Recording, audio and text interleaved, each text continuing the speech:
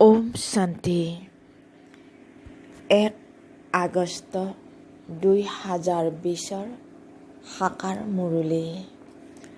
আজিৰ মুখ্য সাৰত বাবাই কৈছে, মৰমৰ সন্তানসকল, তোমালোকে পঢ়াৰ দ্বাৰা নিজৰ কৰ্মাতীত অৱস্থা গঢ়ি তুলিব লাগে। তাৰ লগতে পতিতৰ পৰা পাৱন কৰি তোলাৰ ৰাস্তাও দেখুৱাব লাগে। আত্মিক সেৱা কৰিব লাগে। তোমালোকে পঢ়াৰ দ্বাৰা নিজৰ কৰ্মাতীত অৱস্থা গঢ়ি তুলিব লাগে। তাৰ লগতে পতিতৰ পৰা পাৱন কৰি তোলাৰ ৰাস্তাও দেখুৱাব লাগে। আত্মিক সেৱা কৰিব লাগে। আজিৰ প্ৰশ্ন, কোনটো মন্ত্ৰ স্মৃতিত ৰাখিলে পাপ কৰ্মৰ পৰা বাচি যাবা? কোনটো মন্ত্ৰ স্মৃতিত ৰাখিলে পাপ কৰ্মৰ পৰা বাচি যাবা? উত্তৰত বাবাই কৈছে, পিতাই মন্ত্ৰ দিছে, বেয়া নুশুনিবা, বেয়া নাচাবা। এইটো মন্ত্ৰই স্মৃতিত ৰাখা। তোমালোকে নিজৰ কৰ্মেন্দ্ৰিয়ৰে কোনো পাপ কৰিব নালাগে। কলি যুগত সকলোৰে দ্বাৰা পাপ কৰ্মহে হয়। সেইকাৰণে বাবাই এইটো যুক্তি শুনাই পবিত্ৰতাৰ গুণ ধাৰণ কৰা। এইটোৱেই প্ৰথম নম্বৰৰ গুণ হয়। ওম শান্তি। সন্তানসকল কাৰ সন্মুখত বহি আছে? বুদ্ধিত নিশ্চয় উদয় হৈছে যে আমি পতিত পাৱন সকলোৰে সদ্গতিদাতা নিজৰ বেহদৰ পিতাৰ সন্মুখত বহি আছোঁ। যদিও ব্ৰহ্মাৰ শৰীৰত আছে, তথাপিও স্মৰণ তেওঁক কৰিব লাগে। কোনো মনুষ্যই সকলোৰে সদ্গতি কৰিব নোৱাৰে। মনুষ্যক পতিত পাৱন বুলি কোৱা নহয়। সন্তানসকলে নিজক আত্মা বুলি বুজিব লাগে। আমাৰ সকলো আত্মাৰ পিতা তেওঁ হয়। সেইজন পিতাই আমাক স্বৰ্গৰ মালিক কৰি গঢ়ি আছে। এইটো সন্তানসকলে জানিব লাগে আৰু আনন্দিত হ'ব লাগে। এইটো সন্তানসকলে জানে যে আমি নৰকবাসীৰ পৰা স্বৰ্গবাসী হৈ আছোঁ। বহুত সহজ ৰাস্তা পাই আছোঁ। কেৱল স্মৰণ কৰিব লাগে আৰু নিজৰ মাজত দৈবী গুণ ধাৰণ কৰিব লাগে। নিজক পৰীক্ষা কৰিব লাগে। নাৰদৰ দৃষ্টান্তও আছে। এই সকলো দৃষ্টান্ত জ্ঞানৰ সাগৰ পিতাইহে দিছে। সন্ন্যাসী আদিয়ে যিয়েই দৃষ্টান্ত দিয়ে, সেই সকলোবোৰ পিতাই দিয়া। ভক্তি মাৰ্গত কেৱল গাই থাকে। কাছৰ, সাপৰ, ভোমোৰাৰ দৃষ্টান্ত দিব, কিন্তু নিজে একো কৰিব নোৱাৰে। পিতাই দিয়া দৃষ্টান্ত ভক্তি মাৰ্গত আকৌ পুনৰাবৃত্তি কৰে। ভক্তি মাৰ্গ হৈছে অতীতৰ। এই সময়ত যি বাস্তৱত হয়, তাৰ আকৌ গায়ন হয়। যদিও দেৱতাসকলৰ জন্মদিন অথবা ভগৱানৰ জন্মদিন পালন কৰে, কিন্তু একোৱে নাজানে। এতিয়া তোমালোকে বুজি গৈ থাকা। পিতাৰ পৰা শিক্ষা লৈ পতিতৰ পৰা পাৱন হোৱা আৰু পতিতসকলক পাৱন হোৱাৰ ৰাস্তাও দেখুৱাই দিয়া। এয়া হ'ল তোমালোকৰ মুখ্য আত্মিক সেৱা। পোন প্ৰথমে যাকেই নহওক আত্মাৰ জ্ঞান দিব লাগে। তুমি আত্মা হোৱা। আত্মাৰ বিষয়েও কোনেও নাজানে। আত্মাটো অবিনাশী হয়। যেতিয়া সময় হয় তেতিয়া আত্মা শৰীৰত আহি প্ৰৱেশ কৰে। গতিকে নিজক বাৰে বাৰে আত্মা বুলি ভাবিব লাগে। আমাৰ আত্মাসকলৰ পিতা পৰম পিতা পৰমাত্মা হয়, পৰম শিক্ষকো হয়। এইটো সকলো সময়তে সন্তানসকলে স্মৃতিত ৰাখিব লাগে। এইটো পাহৰিব নালাগে। তোমালোকে জানা যে এতিয়া উভতি যাব লাগে। বিনাশ সন্মুখত থিয় হৈ আছে। সত্য যুগত দৈবী পৰিবাৰ বহুত সৰু হয়। কলি যুগততো কিমান অনেক মনুষ্য আছে, অনেক ধৰ্ম, অনেক মত আছে। সত্য যুগত এইবোৰ একো নাথাকে। সন্তানসকলে গোটেই দিন বুদ্ধিত এই কথাবোৰ আনিব লাগে। এয়া পঢ়া নহয় জানো? সেই পঢ়াততো কিমান কিতাপ আদি থাকে। প্ৰত্যেকটো শ্ৰেণীত নতুন নতুন কিতাপ কিনিবলগীয়া হয়। ইয়াততো কোনো কিতাপ বা শাস্ত্ৰ আদিৰ কথা নাই। ইয়াততো এটাই কথা, এটাই পঢ়া। ইয়াত যেতিয়া ব্ৰিটিছ চৰকাৰ আছিল, ৰজাসকলৰ ৰাজত্ব আছিল, তেতিয়া ষ্টাম্প আদিতো ৰজা ৰাণীৰ বাহিৰে আৰু আন কাৰো ফটো নিদিছিল। আজিকালি চোৱা, ভক্ত আদি যিসকল হৈ গ'ল, তেওঁলোকৰো ষ্টাম্প সাজি থাকে। এই লক্ষ্মী নাৰায়ণৰ ৰাজত্ব হ'লে তেতিয়া চিত্ৰও এখনেই মহাৰজা মহাৰাণীৰ হ'ব। এনেকুৱা নহয় যে যিসকল অতীতত দেৱতা হৈ গ'ল তেওঁলোকৰ চিত্ৰ নোহোৱা হৈ গ'ল, নহয়। অতি পুৰণা দেৱতাসকলৰ চিত্ৰ বহুত আন্তৰিকতাৰে লয়, কিয়নো শিৱ বাবাৰ পাছত নেক্সট হ'ল দেৱতাসকল। এই সকলোবোৰ কথা তোমালোক সন্তানসকলে ধাৰণ কৰা, আনকো ৰাস্তা দেখুৱাবলৈ। এয়া হ'ল একেবাৰে নতুন পঢ়া। তোমালোকেই এয়া শুনিছিলা আৰু পদ পাইছিলা, বাকী কোনেও নাজানে। তোমালোকক ৰাজযোগ পৰমপিতা পৰমাত্মাই শিকাই আছে। মহাভাৰতৰ যুদ্ধও প্ৰখ্যাত। কি হ'ব সেয়াতো আগলৈ গৈ দেখিবা। কোনোবাই কিবা কয়, কোনোবাই আন কিবা কয়। দিনে প্ৰতিদিনে মনুষ্যৰ উপলব্ধি হৈ গৈ থাকিব। কয়ো যে বিশ্বযুদ্ধ লাগি যাব। তাৰ আগতে তোমালোক সন্তানসকলে নিজৰ পঢ়াৰ দ্বাৰা কৰ্মাতীত অৱস্থা প্ৰাপ্ত কৰিব লাগে। বাকী অসুৰ আৰু দেৱতাসকলৰ কোনো যুদ্ধ নহয়। এই সময়ত তোমালোক ব্ৰাহ্মণ সম্প্ৰদায়ৰ হোৱা, যি আকৌ গৈ দৈবী সম্প্ৰদায় হোৱাগৈ।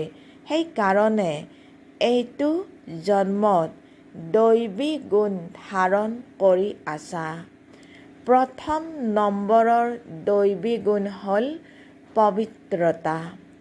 তোমালোকে এই শৰীৰৰ দ্বাৰা কিমান পাপ কৰি আহিছা। আত্মাকেই কোৱা হয় পাপাত্মা। আত্মাই এই কৰ্মেন্দ্ৰিয়সমূহৰ দ্বাৰা কিমান পাপ কৰি থাকে। এতিয়া বেয়া নুশুনিবা। কাক কোৱা হয়? আত্মাক। আত্মাইহে কাণেৰে শুনে।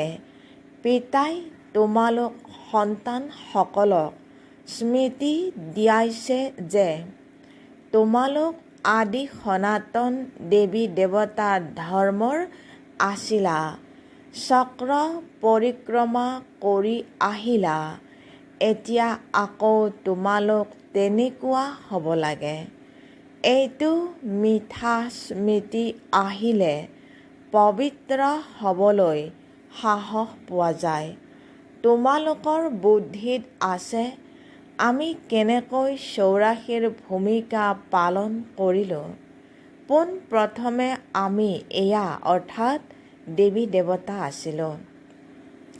এয়া কাহিনী নহয় জানো? বুদ্ধিত উদয় হ'ব লাগে। 5000 বছৰ পূৰ্বে আমিয়ে দেৱতা আছিলোঁ। আমি আত্মাসকল মূল বতনৰ অৰ্থাৎ পৰম ধামৰ নিবাসী।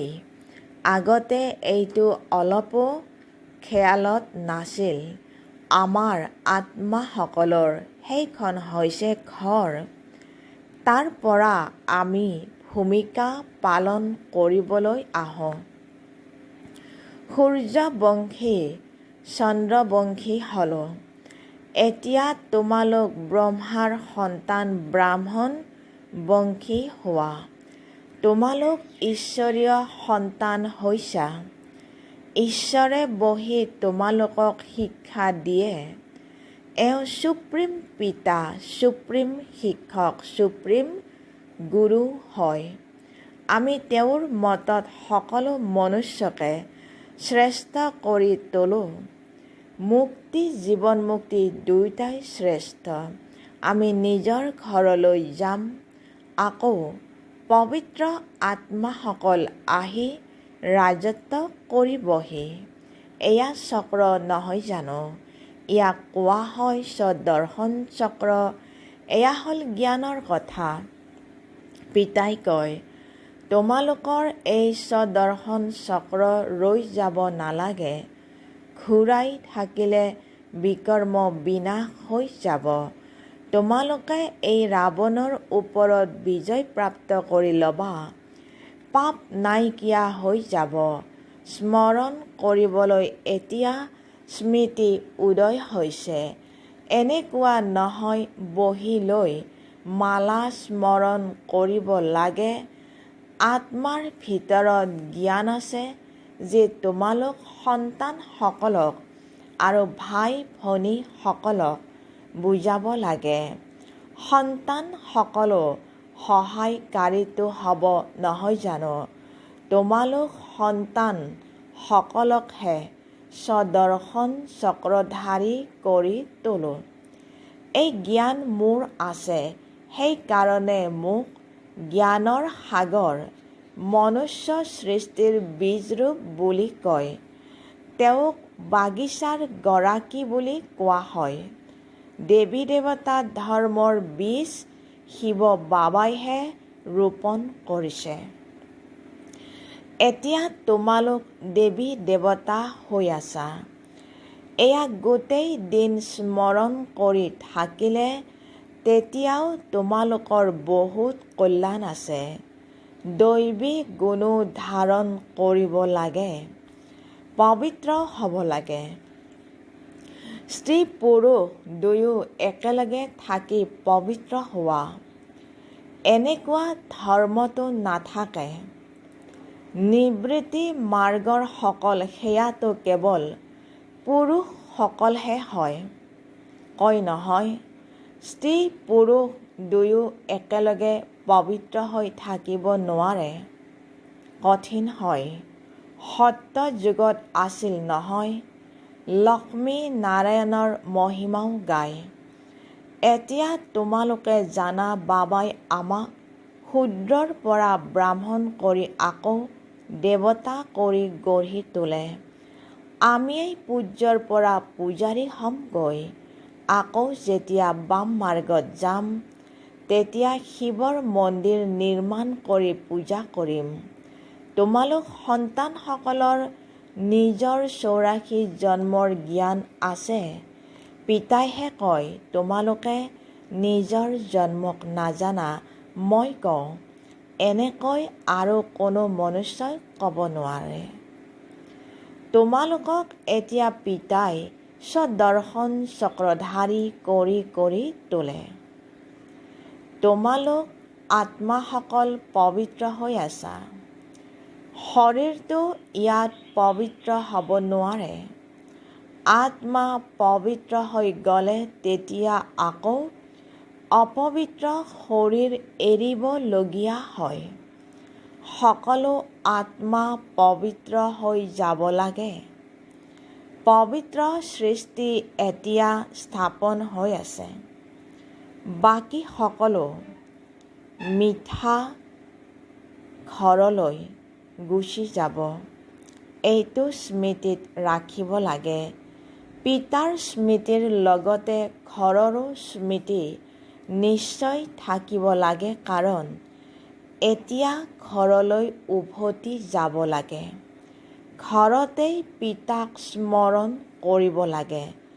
যদিও তোমালোকে জানা যে বাবা এই শৰীৰত আহি আমাক শুনাই আছে, কিন্তু বুদ্ধি পৰমধাম চুইট হোমৰ পৰা আঁতৰি আহিব নালাগে। শিক্ষকে ঘৰ এৰি আহে তোমালোকক পঢ়াবলৈ, পঢ়াই আকৌ বহুত দূৰলৈ গুচি যায়। ছেকেণ্ডত যিকোনো ঠাইলৈ যাব পাৰে। আত্মা কিমান সূক্ষ্ম বিন্দু, আচৰিত হ'ব লাগে। পিতাই আত্মাৰো জ্ঞান দিছে। এইটো তোমালোকে জানা, স্বৰ্গত কোনো লেতেৰা বস্তু নাথাকে যাৰ দ্বাৰা হাত ভৰি অথবা কাপোৰ আদি লেতেৰা হ'ব। দেৱতাসকলৰ কিমান সুন্দৰ আভূষণ, কিমান উত্তম কাপোৰ হ'ব, ধোৱাৰো দৰকাৰ নাই। এওঁলোকক দেখি কিমান আনন্দিত হ'ব লাগে। আত্মাই জানে ভৱিষ্যত 21 জন্ম আমি এয়া হ'ম। বছ চাই থাকিব লাগে। এই চিত্ৰ সকলোৰে ওচৰত থাকিব লাগে। এই ক্ষেত্ৰত বহুত আনন্দিত হ'ব লাগে। আমাক বাবাই এনেকুৱা কৰি গঢ়ি তোলে। এনেকুৱা বাবাৰ আমি সন্তানসকলে আকৌ কিয় কান্দো? আমাৰ চিন্তা থাকিব লাগে জানো? দেৱতাসকলৰ মন্দিৰত গৈ মহিমা গায়। সৰ্বগুণ সম্পন্ন অচ্যুতম কেশৱম কিমান নাম উচ্চাৰণ কৰে। এই সকলোবোৰ শাস্ত্ৰত লিখা আছে, যিবোৰ স্মৰণ কৰে। শাস্ত্ৰত কোনে লিখিলে? ব্যাসে, নতুবা কোনোবা নতুনসকলেও ৰচনা কৰি থাকে। কিন্তু গ্ৰন্থ আগতে বহুত সৰু আছিল, হাতেৰে লিখা হৈছিল। এতিয়াতো কিমান ডাঙৰকৈ ৰচনা কৰি দিছে। নিশ্চয় সংযোজন কৰিছে। এতিয়া গুৰু নানকতো আহেই ধৰ্ম প্ৰতিষ্ঠা কৰিবলৈ। জ্ঞান দিওঁতাতো এজনেই, যীশু খ্ৰীষ্টও আহে কেৱল ধৰ্ম প্ৰতিষ্ঠা কৰিবলৈ।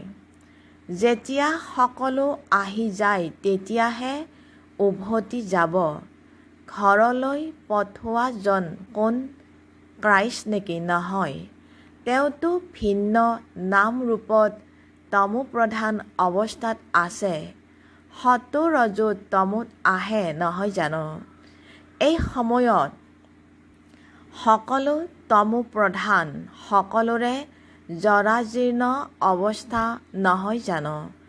পুনৰ জন্ম লৈ লৈ এই সময়ত সকলো ধৰ্মাৱলম্বী আহি তমোপ্ৰধান হৈ গৈছে। এতিয়া সকলোৱে নিশ্চয় উভতি যাব লাগিব। আকৌ চক্ৰ ঘূৰিব লাগিব। প্ৰথমতে নতুন ধৰ্ম লাগে, যিটো সত্য যুগত আছিল। পিতাহে আহি আদি সনাতন দেৱী দেৱতা ধৰ্ম প্ৰতিষ্ঠা কৰে। আকৌ বিনাশো হ'ব লাগিব। স্থাপনা বিনাশ আকৌ প্ৰতিপালন সত্যযুগত এটাই ধৰ্ম হ'ব। এইটো স্মৃতি আহে নহয় জানো? গোটেই চক্ৰ স্মৃতিত আনিব লাগে। এতিয়া আমি 84 চক্ৰ পূৰা কৰি ঘৰলৈ উভতি যাম। তোমালোক কওঁতে চলোতে স্বদৰ্শন চক্ৰধাৰী হোৱা। তেওঁলোকে আকৌ কয়, কৃষ্ণৰ স্বদৰ্শন চক্ৰ আছিল, তাৰে সকলোকে মাৰিলে। অকাসুৰ বকাসুৰ আদিৰ চিত্ৰ দেখুৱাইছে, কিন্তু এনেকুৱা কোনো কথা নাই। তোমালোক সন্তানসকল এতিয়া স্বদৰ্শন চক্ৰধাৰী হৈ থাকিব লাগে, কিয়নো স্বদৰ্শন চক্ৰৰ দ্বাৰা তোমালোকৰ পাপ খণ্ডন হয়, আসুৰিক স্বভাৱ নাইকিয়া হয়। দেৱতাসকল আৰু অসুৰৰ যুদ্ধটো হ'ব নোৱাৰে। অসুৰ থাকে কলি যুগত, দেৱতা থাকে সত্য যুগত, মাজত হ'ল সংগম যুগ। শাস্ত্ৰ হৈছে ভক্তি মাৰ্গৰ, জ্ঞানৰ নাম চিহ্নই নাই। জ্ঞানৰ সাগৰ এজনেই পিতা সকলোৰে বাবে। পিতা অবিহনে কোনো আত্মা পবিত্ৰ হৈ ঘৰলৈ উভতি যাব নোৱাৰে। ভূমিকা নিশ্চয় পালন কৰিব লাগে। গতিকে এতিয়া নিজৰ 84 চক্ৰকো স্মৰণ কৰিব লাগে। আমি এতিয়া সত্যযুগী নতুন জন্মত যাওঁ। এনেকুৱা জন্ম আৰু কেতিয়াও পোৱা নাযায়। শিৱ বাবা পাছত ব্ৰহ্মা বাবা। লৌকিক, পাৰলৌকিক আৰু এয়া হ'ল অলৌকিক বাবা। এই সময়ৰে কথা, এওঁক অলৌকিক বুলি কোৱা হয়। তোমালোক সন্তানসকলে সেই শিৱ বাবাক স্মৰণ কৰা, ব্ৰহ্মাক নহয়। যদিও ব্ৰহ্মাৰ মন্দিৰত গৈ পূজা কৰে, সেয়াও তেতিয়াহে পূজা কৰে যেতিয়া সূক্ষ্ম বতনত সম্পূৰ্ণ অব্যক্ত মূৰ্ত হৈ থাকে। এই শৰীৰধাৰী পূজাৰ যোগ্য নহয়। এওঁতো মনুষ্য হয় নহয় জানো? মনুষ্যৰ পূজা নহয়। ব্ৰহ্মাৰ দাঢ়ি দেখুৱাই যাতে ধৰিব পাৰি, এওঁ ইয়াৰ হয়। দেৱতাসকলৰ দাঢ়ি নাথাকে। এই সকলোবোৰ কথা সন্তানসকলক বুজাই দিছে। তোমালোকৰ নাম প্ৰসিদ্ধ হয়, সেইকাৰণে তোমালোকৰ মন্দিৰো নিৰ্মাণ কৰা হৈছে। সোমনাথৰ মন্দিৰ কিমান উচ্চতকৈ উচ্চ। সোমৰস পান কৰালে তাৰ পাছত কি হ'ল? আকৌ ইয়াতো দেলৱাৰা মন্দিৰ চোৱা। মন্দিৰ হুবহু স্মাৰক বনোৱা হৈছে। তলত তোমালোকে তপস্যা কৰি আছা, ওপৰত আছে স্বৰ্গ। মনুষ্যই ভাবে স্বৰ্গ ক'ৰবাত ওপৰত আছে। মন্দিৰতো তলত স্বৰ্গ কেনেকৈ বনাব? সেয়েহে ছাদত বনাই দিছে। বনোৱাসকলে একো বুজি নাপায়। ডাঙৰ ডাঙৰ কোটিপতি আছে, তেওঁলোকক এয়া বুজাব লাগে। তোমালোকে এতিয়া জ্ঞান পাইছা, সেয়েহে তোমালোকে বহুতকে দিব পাৰা। ভাল বাৰু। অতি মৰমৰ কল্পৰ পাছত পুনৰাই লগ পোৱা সন্তানসকলৰ প্ৰতি মাতা পিতা বাপ দাদাৰ স্নেহপূৰ্ণ স্মৰণ আৰু সুপ্ৰভাত। আত্মিক পিতাৰ আত্মিক সন্তানসকলক নমস্কাৰ। আমি আত্মিক সন্তানসকলেও আত্মিক মাতা পিতা বাপ দাদাক স্নেহপূৰ্ণ স্মৰণ সুপ্ৰভাত আৰু নমস্কাৰ। ধাৰণাৰ বাবে মুখহাৰ এক। অন্তৰৰ পৰা আসুৰী স্বভাৱ সমাপ্ত কৰিবলৈ চলোতে ফুৰোতে স্বদৰ্শন চক্ৰধাৰী হৈ থাকিব লাগে। গোটেই চক্ৰ স্মৃতিত আনিব লাগে। ২. পিতাৰ স্মৃতিত থকাৰ লগতে বুদ্ধি পৰমধাম ঘৰতো যুক্ত হৈ থাকিব লাগে।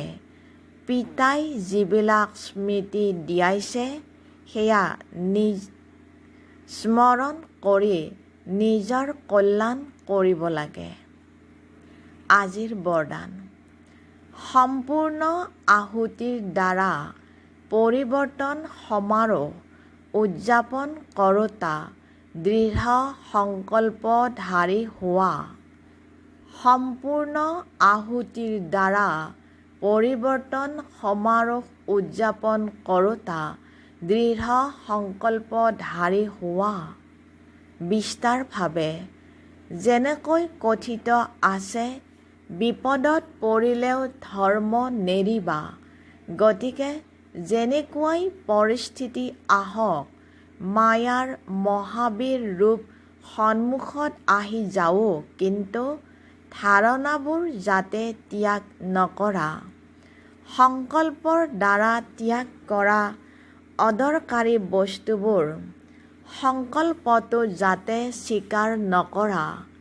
সদায় নিজৰ শ্ৰেষ্ঠ সমান, শ্ৰেষ্ঠ স্মৃতি আৰু শ্ৰেষ্ঠ জীৱনৰ সমৰ্থ স্বৰূপৰ দ্বাৰা শ্ৰেষ্ঠ পাঠধাৰী হৈ শ্ৰেষ্ঠতাৰ খেল কৰি থাকা। দুৰ্বলতাবোৰৰ সকলো খেল সমাপ্ত হৈ যাওক। যেতিয়া এনেকুৱা সম্পূৰ্ণ আহুতিৰ সংকল্প দৃঢ় হ'ব, তেতিয়া পৰিৱৰ্তন সমাৰোহ হ'ব। এই সমাৰোহৰ তাৰিখ এতিয়া সংগঠিত ৰূপত নিশ্চিত কৰা। আজিৰ শ্লোগান।